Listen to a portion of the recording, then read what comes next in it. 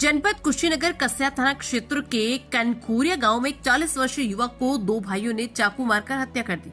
घटना की सूचना पर मौके पर पहुंचे एएसपी रितेश कुमार सिंह व सीओ कुंदन कुमार सिंह ने मामले की जानकारी ली। मिली जानकारी के मुताबिक सोमवार की रात लगभग 8:30 बजे आपसी विवाद में दो भाई सत्यम और शुभम पुत्रानंद तिवारी निवासी ग्राम कनखूरिया ने सतीश यादव और गुड्डू यादव पुत्र श्यामा प्रसाद यादव एडवोकेट उम्र 40 साल निवासी ग्राम कनखूरिया को आपसी विवाद में चाकू मार दिया, जिससे सतीश गंभीर रूप से घायल हो गए। ग्रामीणों ने गंभीर हालत में सतीश को सीएचसी कस्या ले गए, जहां डॉक्टरों ने प्राथमिक उपचार के बाद घायल की हालत गंभीर देखते हुए उसे जिला अस्पताल में रेफर कर दिया। जिला अस्पताल में इलाज के दौरान रात को ही उसकी मौत हो गई। युवक की मौत के बाद परिजनों में चीख पुकार शुरू हो गई। घटना की सूचना पर मौके पर थाना अध्यक्ष गिरिजेश उपाध्याय मय फोर्स पहुंचे तो वहीं अपर पुलिस अधीक्षक रितेश कुमार सिंह व सीओ कुंदन कुमार सिंह भी मौके पर पहुंचे और घटना के बारे में जानकारी हासिल करते हुए अभियुक्तों की शीघ्र गिरफ्तारी व कार्रवाई का निर्देश दिया। पुलिस अभियुक्तों की गिरफ्तारी व विधिक कार्रवाई में जुटी है। पूछने पर ग्रामीणों ने घटना का कारण बताया जा रहा है कि सतीश यादव के परिवार की किसी युवती के साथ 4 दिन पहले कॉलेज जाते समय छेड़खानी हुई थी।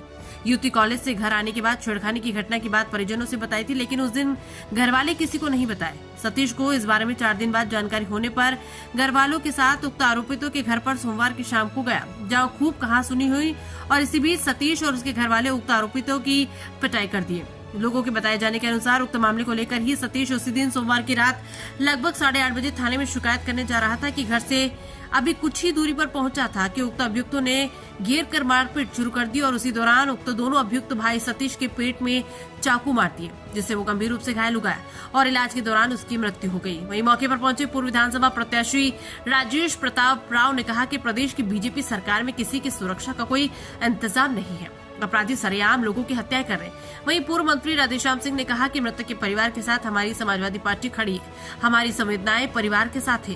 कानून का राज प्रदेश में नहीं, गुंडा अपराधियों पर प्रशासन का है और सरकार का कोई नियंत्रण नहीं। प्रशासन अगर दोषियों को 24 घंटे के भीतर गिरफ्तार नहीं करता तो हम एक बड़ा आंदोलन करेंगे। उन्होंने सरकार से पीड़ित परिवार को 25 लाख रुपए मदद की भी बात कही। से मिले हैं, परिवार वालों की क्या मांगे रही हैं, क्या कुछ देखिए, हम लोग सुबह से ही इसमें लगे हुए हैं। बहुत दुखद घटना है। एक ऐसा साथी जो कल तक अपने इसी टाइम अपने परिवार बच्चों के साथ हंस खेल रहा था, लेकिन एक ऐसे व्यवस्था के भेंट चढ़ जाता है जिस व्यवस्था के अंदर इस प्रदेश में किसी की सुरक्षा का कोई इंतजाम नहीं है। और ये ठीक है, मुकदमा लिखा जाएगा, कार्रवाई होगी, वो पकड़े जाएंगे, उनकी फांसी होगी, लेकिन ये हम आप लोगों के माध्यम से इस बात को उठाना चाहते हैं कि आखिर ऐसे लोगों को ताकत कहां से मिल रही है, ऐसे लोगों का मनोबल क्यों बढ़ रहा है, ऐसे लोगों को हौसला कहां से मिल रहा है कि ऐसे दनादन हत्याएं सरेआम लोगों के बीच में किसी का भय नहीं और गुप्ती लेके जाते हैं और पेट के इस पार से उस पार कर देते हैं, उसका हृदय फट जाता है, उसके फेफड़े फट जाते हैं। इतना जघन्य अपराध करने का ताकत आखिर आ कहां से रहा?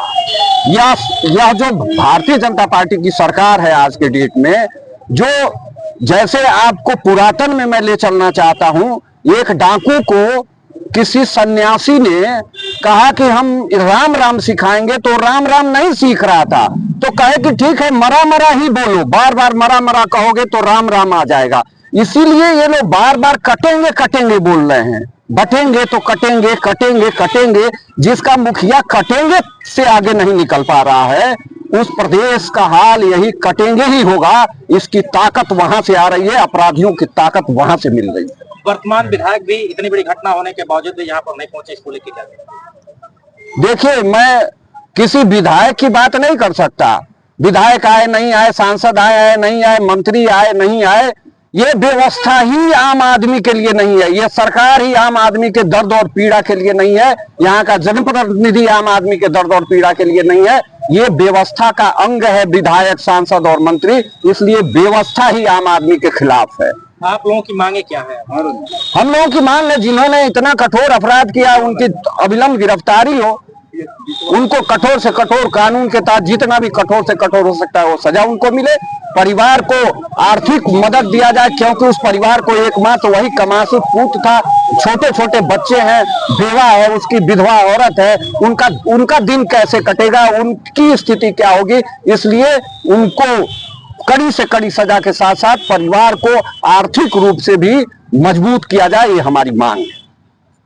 निर्मम तरीके से हत्या कर दी गई है, इसको लेकर के क्या कहेंगे? देखिए, ये जो सतीश यादव की हत्या हुई है, ये हत्या निर्मम हत्या है और बहुत ही दुखद है। इस सरकार में कानून व्यवस्था नाम की कोई चीज नहीं रह गई और इसका जीता जागता उदाहरण है कि एक निर्दोष नौजवान को गांव के ही बीच में चाकू मार के हत्या कर दिया गया, जबकि कोई कसूर उस नौजवान का नहीं था। पूरी तरह से अराजकता का माहौल है। ये सरकार कानून व्यवस्था की दावा करती है और कानून व्यवस्था पूरी तरह से फेल है। आज इस सरकार में कोई सुरक्षित नहीं है। जब गांव और शहर में कोई सुरक्षित नहीं है, सरेआम हत्या हो रही है, तो आप अंदाजा लगाइए कि सड़क और वीरान में लोगों की स्थिति क्या होगी। पूरा भय का माहौल लोगों के बीच में है और इस सरकार में कब किसकी हत्या हो जाए कोई ठिकाना नहीं है।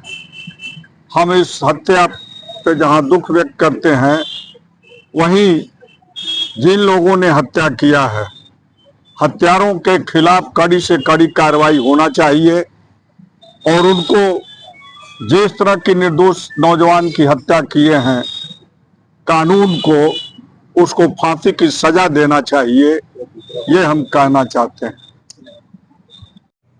पहले ये जो जघन्य कांड हुआ है, इस पर हम दुख व्यक्त करते हैं और मृतक परिवार के साथ और हम और समाजवादी पार्टी खड़ी है। कानून का राज इस प्रदेश में नहीं है। गुंडा अपराधियों पर प्रशासन का और सरकार का कोई नियंत्रण नहीं है। जैसा कि लोगों ने बताया है कि सतीश यादव निहायत शरीफ व्यक्ति थे और उनको चाकू से गोज गोज करके उनकी हत्या कर दी गई है। पुलिस अधीक्षक महोदय ने कहा है कि 24 घंटे के अंदर गिरफ्तारी हम करेंगे। अगर दोषियों को प्रशासन गिरफ्तार नहीं करेगा 24 घंटे के अंदर, तो हम लोग मजबूर होकर के कोई न कोई बड़ा आंदोलन करेंगे। और इस जनपद में 1 दर्जन से ऊपर हत्याएं हो चुकी और कानून का कोई डर भय अपराधियों को नहीं है। इसलिए पूरे प्रदेश में बलात्कार हो, हत्या हो, लूट हो, डकैती हो, उसी पे सरकार पूरी तरह से फेल है। कानून का राज समाप्त हो गया है। अभी आपने देखा होगा, सवेरे से चैनल पर चल रहा है कि डीजीपी का पैनल जाता है केंद्र सरकार को, तो डीजीपी तय होते हैं। जिस डीजीपी के समय प्रदेश में बड़ी बड़ी घटनाएं हुई, उसी डीजीपी को फिर 2 साल का कार्यकाल बढ़ाने के लिए कल कैबिनेट से पास किया गया। तो ये क्या लोग कानून का हिफाजत करेंगे? ये लोग सिर्फ चुन चुन करके, अभी एक गौतम की जो हत्या हुई है लखनऊ में, उसके परिवार को 1 रुपया सरकार के तरफ से नहीं मिला और वहीं बगल में दूसरे जाति के व्यक्ति के घर मुख्यमंत्री जाकर के सहयोग दिए। हम तो इस परिवार की आर्थिक सहायता की मांग करते हैं कि कम से कम 25 लाख रुपया इस पीड़ित परिवार को, जो मृतक परिवार है, उसको दिया जाए, दोषियों को गिरफ्तार किया जाए और कड़ी से कड़ी कार्रवाई की जाए।